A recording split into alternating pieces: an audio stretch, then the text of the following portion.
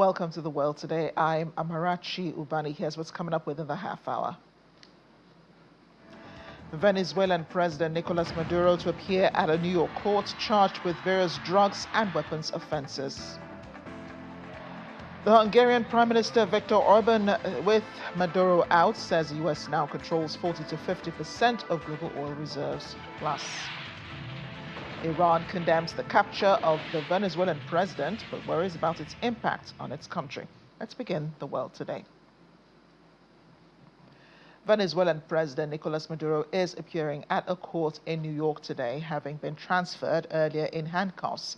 Maduro and his wife, Celia Flores, were taken from their Caracas compound on Saturday and flown to the U.S. as part of a special forces operation. His vice president, Delcy Rodriguez, is set to be sworn in as Venezuela's interim president today. During an emergency UN Security Council meeting today, Secretary General Antonio Guterres said he is concerned rules of international law have not been respected in relation to the action. His statement says, "I am deeply concerned about the possible intensification of instability in the country, the potential impact on the region, and the precedent it may set for how relations between and among states are conducted." Back in Venezuela, streets and venues of Caracas are gradually regaining their normal traffic after it was disrupted and greatly reduced over the weekend following the events that ended with the seizure of Nicolas Maduro.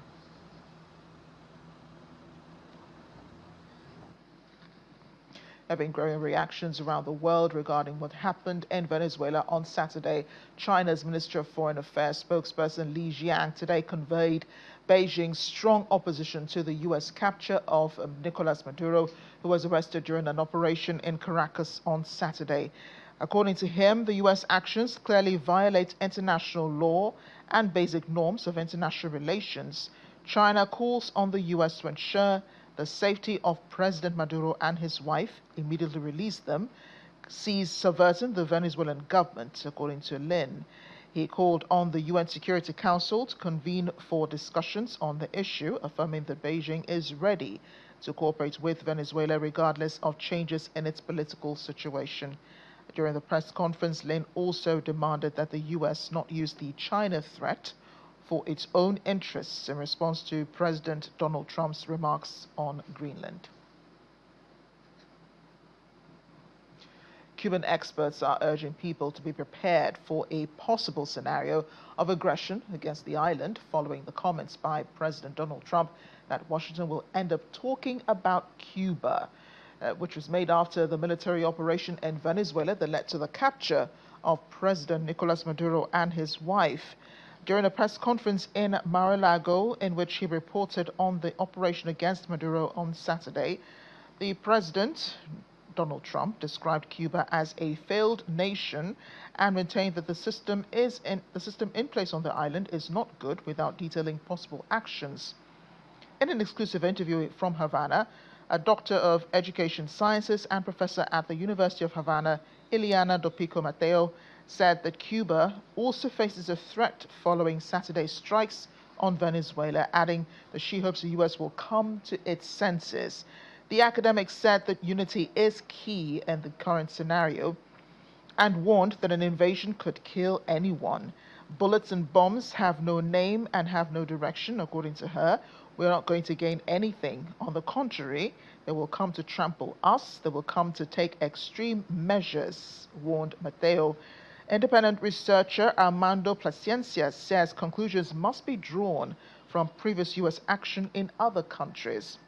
Regarding Cuba specifically, Plascencia says preparedness is key. This is a very personal opinion that all those doctrines established in the war of the whole people must be dusted off. How to decentralize the government, how to prepare ourselves, because to the extent that we are prepared, to that same extent we will prevent any event. And just a while ago, the Mexican President Claudia Sheinbaum told a news conference she does not think a U.S. intervention is likely in her country, repeating her opposition to the seizure of Nicolas Maduro. She says that the Americas do not belong to any doctrine or power, but to the people, adding Mexico is open to cooperation against drug trafficking, but will not accept subordination or intervention. On Sunday, President Trump told Fox News something's going to have to be done with Mexico. But Sheinbaum says she does not think it's something the U.S. is taking seriously. She also says she said no very firmly the idea of the U.S. Army entering into Mexico. As for Hungarian Prime Minister Viktor Orban, the U.S. decision to topple Venezuela's leader Nicolas Maduro should have a positive impact on world energy markets, adding that the U.S. and Venezuela would control up to half of global oil reserves. In the biggest U.S. intervention in Latin America since the 1989 invasion of Panama, special forces swooped into Caracas in helicopters over the weekend, apprehended Maduro before taking him to New York to face drug charges. President Donald Trump, who is Orban's ally, has exempted Hungary from U.S. sanctions on Russian energy for the 2026 Hungarian election year. He has made it clear that he wants to share in Venezuela's oil riches. According to Orban, what I consider important for Hungary from this is that together with Venezuela, the United States, by my estimation, will be able to control 40 to 50% of the world's oil reserves. He was speaking at a news conference, adding, "This is a path already capable of significantly influencing the world market price of energy. I see a strong chance that as a result of bringing Venezuela under control, a more favorable global energy situation will emerge for Hungary, and that is good news." Our correspondent Maria Bird is in Washington, where she's monitoring things from. Maria, happening in New York is Nicolas Maduro expected to appear in court. He's already there. Have the proceedings started?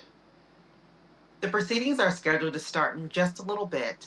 We've not yet seen, typically they'll start shortly after the noon hour. We're approaching the noon hour here. And obviously much expectation around this court proceedings. And they're in Brooklyn, New York, which is kind of where most people remember Sean Diddy Combs was arraigned there as well. And I know that there are lots of people around the courthouse, people anxious, as well as news reporters who are on the ground, just waiting to get a glimpse of Maduro and take shots of him and, of course, note what's going on in the court. But are people also being allowed into the courtroom? Do you think this will be an open or closed case situation for Nicolas Maduro and his wife? It'll definitely close doors. Oftentimes they will let some media into there, but I don't think this time they are letting much media inside the actual courtroom. You'll have the court reporter there. You'll have probably some sketches of the actual proceedings, but because this is the beginning of the process, it will likely be a closed event, noting just how high security, as you all saw probably throughout the weekend, the amount of security that followed them from being transported from the plane to the actual facility where they were detained.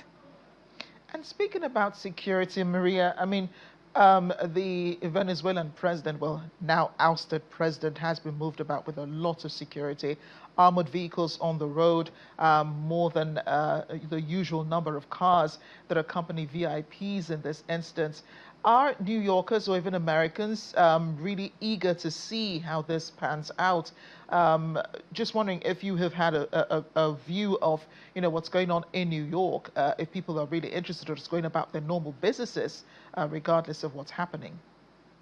Well, we're in a very interesting time. We have a new mayor in New York that just started on January the 1st. Very different than what New York has seen before from a mayor. And so New York is in a very interesting time politically. Obviously, you've seen several protesters. There are those who are supporting, obviously, the president, but there are many that are actually opposing the actual capture of the president of Venezuela, Maduro, and his wife. And so you will see, obviously two opposing areas. That's most likely what we'll see outside of the courthouse most of today is those protesters who have very strong opinions around this. We know that depending on where you sit, Republican or Democrat, many Democrats don't believe that we should have gone in to do this type of capture of a of a leader of a country. Republicans are stating that this has been a long sought out process and that Maduro has been on the eye of the United States for several years now, and that this was something that was due and that definitely should have been expected due to the challenges around morality, humanitarian efforts, but obviously, most importantly, right now, what people are focusing on is the oil embargoes and trying to see if the U.S. is going to be able to come in and be able to have any type of relationships and being able to have access to the oil. And President Donald Trump and the U.S. carried out this operation in Venezuela without the support of Congress. One congressman today said the U.S. president did not need permission from Congress to go about this. But we've also seen that President Trump has been, well, this time, second time round that he's been president, has been doing a lot of things without Congress approval. And he's been very much governing America with executive orders. Wonder what sort of precedent this sets, for future U.S. presidents and the Constitution and the general U.S. government in the future. Well, I think one of the things we have to remember is that the U.S., to your point, has been structured around having a congressional body, also executive body, but then also the third branch of government, the legislative branch. And that is really what the American people have bought into. So as you mentioned, the precedents, I think it does set a precedence for this administration. I think Americans that are a bit concerned around how the president has been operating, how he has been governing, will look at that as they look to bring in a new president in the coming years, as we look for the next election cycle. And so I think there is some level of precedence that's being structured there, but I think that Americans have bought into the democratic process, believe in the process, do believe in the importance of Congress and take their congressional members and their votes and their capacity and what they're supposed to be doing as a governing infrastructure as well very seriously. And so I think that what the Americans are looking for is they're really looking to ensure that the president does fall in line and does follow the democratic process and only use executive orders in time of extreme need. And I think that's some of where many Americans are questioning as we move forward. Many analysts are trying to gauge where President Donald Trump could set his eyes on next. Cuba thinks they're right in President Trump's line of vision. The experts in the country are saying that they need to be prepared. The extent to which Donald Trump will be able to the U.S. government will be able to incurse on their land will be to the extent to which they are prepared for this. How sure are we that President Trump is serious about, a similar thing happening in Cuba? Because he did say over the weekend that Cuba might be next. Well, I think that you have to look at the U.S. Cuban relationships for many years. Many Americans have had challenge. We have many Cuban Americans that live in the U.S. that have not been in agreement with the way in which the government has carried out the leadership for the country. And so I think that is really where we're going to see the president. And this is obviously a much larger picture beyond Venezuela. Cuba has been on the eye. If you look at what Secretary of State Marco Rubio, his previous election campaign was heavily tied to some of his dissatisfaction with the leadership and the way in which Cuba was governed. And so, whether or not they'll come in and do what they've done in Venezuela, the president and the administration will do that. I'm not sure if we're quite at that point. But I do think that this is an area of concern and an area of focus for the president as well. And so there will be, whether or not it's diplomatic strategies that are put in place, whether or not Republican congressional members and other administrators and within President Trump's administration will convince him to take another path forward, or if he will obviously execute as he has done here with Venezuela. But I think there is definitely concern there, and there's definitely a level of interest. There are other places in the Southern American hemisphere. There's Mexico, but then going far away from that, there's Greenland as well. These are two places that are anticipating a U.S. intervention. What has President Donald Trump said about these two countries? We know Greenland, President Trump had talked about that previously. He has had some interest in Greenland previously. Knowing how important natural resources are and some of what the president has had his eye on from the beginning of his term, which we're heading up on a year of his actual second term and his second administration. And so that has been an area of focus. Whether or not he'll go in at this point, I think that part of what we've seen in previous years and with previous executive orders by the president, when you look at the tariff process, the president did go and put forth tariffs on many countries. But then you would see other countries coming to the table to negotiate before tariffs were placed on them or extreme tariffs were placed on their countries. And so we could see a very similar process with this. You could see further diplomatic discussions with Greenland, further diplomatic discussions with Mexico. We don't foresee any type of actions as it relates to Mexico. We know the president has been very clear around the issues of drug trafficking into the United States and the real challenges and how deadly fentanyl has been for many Americans. And so being very focused and serious on that. So I think what we'll begin to see is additional diplomatic discussions around oil, around natural resources, but also the areas that challenge with drug trafficking as well. Maria, thanks again. We'll be checking back with you for the update on Maduro in court today. Thanks again. The Iranian Foreign Ministry has condemned the U.S. arrest of Venezuelan President Nicolas Maduro as law-breaking, warning that the operation could trigger a very dangerous trend. During a press conference held by spokesperson Ismail Bakay in Tehran on Monday, he said under no circumstances can domestic laws of countries serve as a basis for violating the immunity of other sovereign states to infringe upon the national sovereignty and territorial integrity of countries. Well, Iran's efforts to quell a wave of anti-government protests have been complicated by President Trump's threat to intervene on their side, warning firmly underlined by the subsequent U.S. capture of Nicolas Maduro. Just a day before the U.S. Special Forces seized Maduro and his wife and then whisked them off to New York, the U.S. president had warned in a social media post that if Iran's leadership killed protesters who have been taking the streets on December 28th, the U.S. will come to their rescue. At least 17 people have died so far. There's more going on in Iran. Let's bring in now Asher Westrop Evans, a journalist and an expert on Middle East issues. He joins us from Tel Aviv. Asher, thanks for joining us on the program today.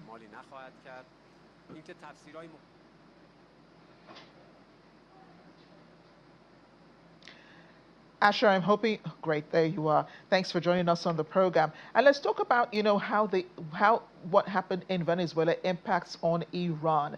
The government definitely is very insecure right now about what President Trump has done. And there is fear that, they could be next, or there could be some U.S. intervention in Iran's domestic affairs.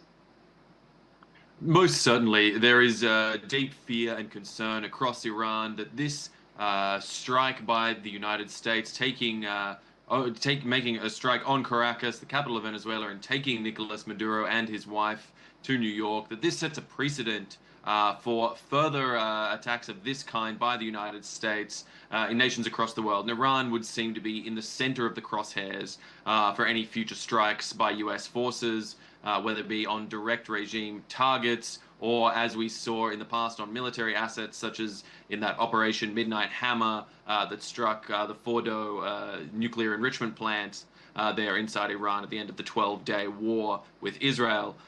So what we're seeing here in Iran is deep concern and trepidation, and all happening at the backdrop of these protests, which are ongoing and seem, at least from the outside, to be spreading across Iran, obviously causing some serious concern for the Iranian regime. Indeed. And I do understand that, Iran did have some network with Hezbollah and Venezuela is in the mix somewhere. Could you explain that and sort of like separate, into portions where exactly what belongs to? Absolutely, absolutely. So Venezuela has, for a long time, been a key ally of the Iranian regime, trading Iranian oil for Venezuelan gold, key resources that they are able to utilize and to circumvent the US-backed system of international trade and sanctions that has been in place on both countries for so long. They were able to facilitate around that by trading resources with one another.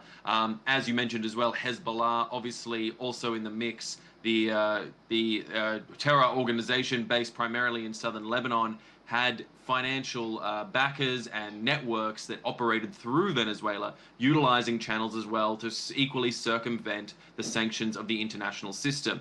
These sort of networks, these axis of resistance, as the Iranians may call it, spread well beyond the Middle East into South America and into Venezuela. And Nicolas Maduro was a key part of that regime and allowed it to facilitate across the world. These sort of narco-terrorist regimes that exist all across the world do support each other and understand that they can circumvent the wider system with it. And this is why the collapse of the regime in Venezuela and the overthrow by the United States is so critical in weakening Iran's power base across the world. Their foothold in South America is now no longer secure, and so they are feeling ever shakier, ever less secure, and ever more likely to potentially be overthrown from inside Iran itself. But this must be good news for Israel, isn't it? Because what Israel wants is for Hezbollah to lose its stronghold, over the Middle East. But even as far as it goes, Prime Minister Benjamin Netanyahu was congratulating President Trump over the weekend for what happened in Venezuela. So how does he hope to capitalize on what's going on, in South America? Well, certainly you've said it right there. Israel's Prime Minister Benjamin Netanyahu is certainly very pleased, at least outwardly facing it, at what's occurred in Venezuela, indicating that this shows the weakening of the Iranian regime, the Iranian resistance axis that surrounded the ring of fire that had surrounded Israel back in 2023 from the 7 different fronts from which Israel was being assaulted since Hamas's attack back on October 7th, 2023. Israel has itself systematically dismantled much of that axis of resistance, that ring of fire. Hezbollah has been largely neutered, as it were, but not completely removed from the table. And that is something that Israel is looking to extend and continue to get Hezbollah to completely disarm and completely be removed and taken out by preferably the Lebanese army and taken back control of southern Lebanon. And in fact, we're even seeing, as we're speaking right now, strikes underway in southern Lebanon by Israel, just been reported, as Israel is continuing to further trying to weaken that militant terrorist organization. But in terms of the Israeli people and what this could mean for the future, obviously everyone is very aware that were Iran put into too much of a corner, the Iranian regime, there is a risk of a return to some form of all-out war.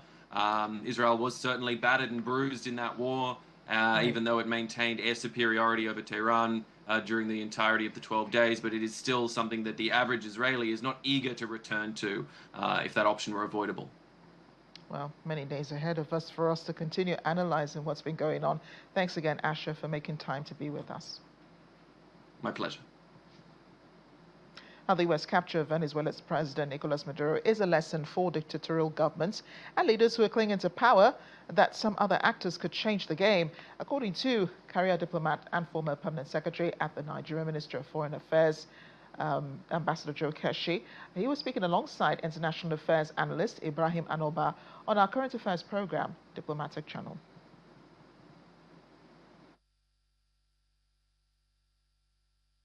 When I hear some people, comment on this, as we speak, Amarachi, a number of Nigerians are asking Trump to come back. And they're actually dictating to him where he should go and strike. They are not asking the Nigerian government to do more. They are asking the United States government under the leadership of President Trump to do more. And that's, for me, it's unfortunate. But it shows you the times in which we are living in. And I think it's a lesson for governments, particularly for dictators. If you fail to take care of your people, if you think that you are safe and you can do whatever you like in your country, they are aware that some other actors could change the game, as we have seen in Venezuela. You can watch more of that interview on Diplomatic Channel, airs tonight, 8:30 p.m. in the UK, on Sky 515, and 11:30 p.m. on DSTV 420. course, we won't leave you hanging with just stories around the world. Here's something you can look forward to. The cherry blossoms spreading from down the terraced valleys of Yen Bai province, covering mountain slopes with a soft pink cloud. This is happening in Vietnam. Visitors enjoying the ethereal view and taking photos against delicate flowers in full bloom. To make their trip photos even more unique, some adorned colorful traditional outfits that blend so seamlessly with the scenic view. Hope that adds some color to your day. Thanks for watching The World Today. I'm Amarachi Ubani.